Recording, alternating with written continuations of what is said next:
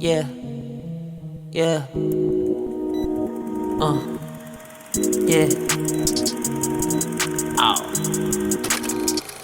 Yo, it's your boy Kid Savage, back at it again with another Streetbeefs commentary.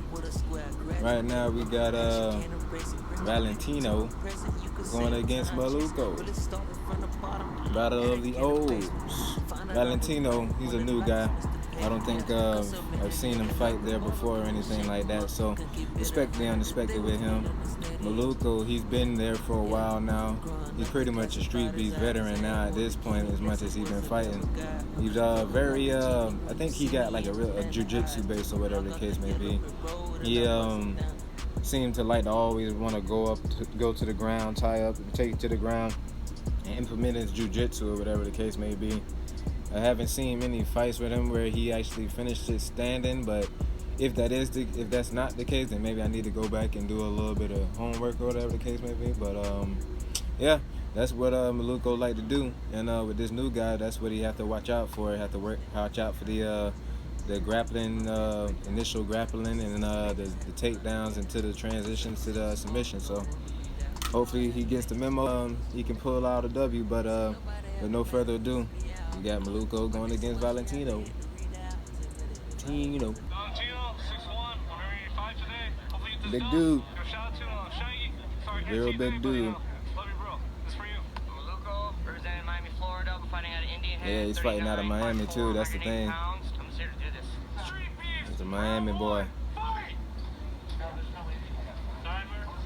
Touch of the gloves. Here we go. Valentino tries to catch him with a nice rear kick. He just missed a little bit, just out of distance. Maluko's trying to set him up so he can get in close and take him down. Valentino need to throw more jab strikes. There you go. Oh, as soon as he threw that leg kick, Maluko caught it and tied up with him. If I'm Valentino, as soon as I get myself settled and tied up with him, I'm getting out so that way that won't happen. He'll end up getting tripped out when they're going to get taken down. What Valentino needs to do, he needs to stay calm and try to regain his guard, and then from there try to work and kick him off of him. I would think the best thing that I would recommend to do in this kind of situation is try to regain your guard. And me, I would either from here or from the guard, but me, I would rather try to like sweep the position so that way I end up on top and I can dictate what's going on. But Valentino scrambled nicely to get to his back, and then after that to his feet. Maluko still attached to him though. He got him pressed up against the cage. And this right here is just a grappler's way of trying to like tire you out, trying to get you to work an overworked amount of effort to try to get off or get him away from you. But Maluko is utilizing his game plan excellently here, man. He's grinding him out, trying to tire him out. He knows that the guy that he's facing is longer than him, so from here he's just trying to gas him out so that way he'd be more manageable on the feet. But don't get it twisted. I'm pretty sure Maluko, if he finds it and he sees an opportunity for it, he'll try to sink in a submission. 10 seconds. Guys, it's just both laying here. 10 seconds left. Maluko is now trying to throw down some ground and pound. And I gotta say, it's very effective. He ended the round strong on that one. I would have to give Maluko that first round. He did a good job of closing the distance, taking him down after he got back up and take him back down again and finish the round strong. Valentino, what he needs to do, he needs to like keep throwing more straight strikes. What's up with these guys with no corner? Oh, I'm gonna say this is like a trend going on or something. But Valentino needs to like work the straight shots, some jabs, some straights, some teep kicks. Try not to throw as many kicks because it seems like Maluko's looking for the leg. But here we go, start again, round two. Valentino doing a better job this time, throwing volume strikes. Threw a kick that he didn't have to worry about getting taken down, but this is where he fails at. He needs, back down again. And that was pretty nice from Maluko. He lifted him up and then got the leg around his leg, tripped him out, and now he's in the side control. That was an excellent takedown by Maluko. And now he done got mount.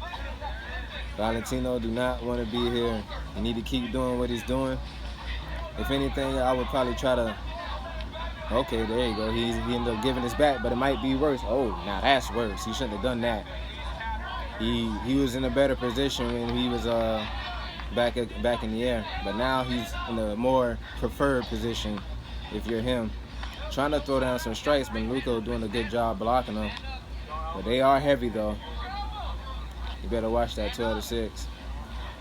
Maluko doing a good job controlling them, and it seemed like the strikes Valentino's throwing don't really have much effect on Maluko. So, like I say, man, the next best thing I would say, man, if you don't see nothing given, I would try to stand up from here if I'm Valentino, because you got to think about it. This is where Maluko want to be at. This is bread and butter.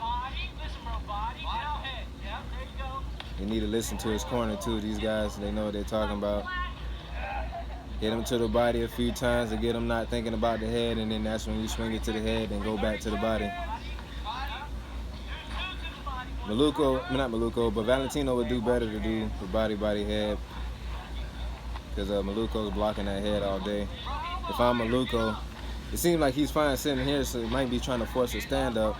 But if this was me, I would be trying to sweep out or trying to go for a submission of some sorts. Valentino's trying to keep up the pace, doing a decent job, but all this lifting up and slamming him is doing more harm to his stamina, his conditioning and stamina.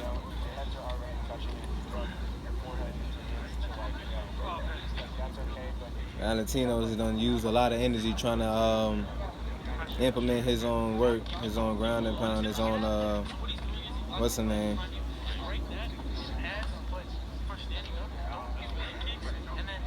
I thought the other corner guy was Valentino, but it still stands, because that's a lot of effort to lift the guy up off the ground and then slam him back down again. Maluko seemed like he was tired too, but in that second round, Maluko was a little bit more preserved. As for who won that second round, I don't know. That one might be a toss-up. I can't really tell. Touch of the gloves for the last round. Good job, fellas.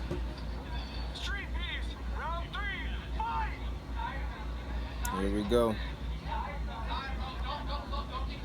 It'd be hard, man. I ain't gonna lie, man, to come out for that third round and be used up as much energy as you had to in the first and second.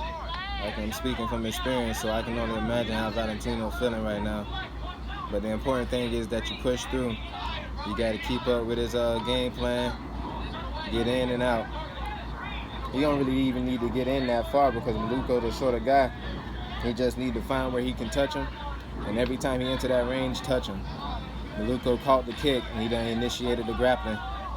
Up, and now he's down on his back. Maluko just gotta switch his position in here, get the arms from around the legs, and try to get into side control. You gotta hold him here though first in order to be able to solidify the takedown. Maluko's starting to work from this position. He's in half guard, stepped over, now he's in side control. And here come the ground and pound, or the setups. Oh, he's still in side control. I mean, not side control. He's still in half guard. My apologies.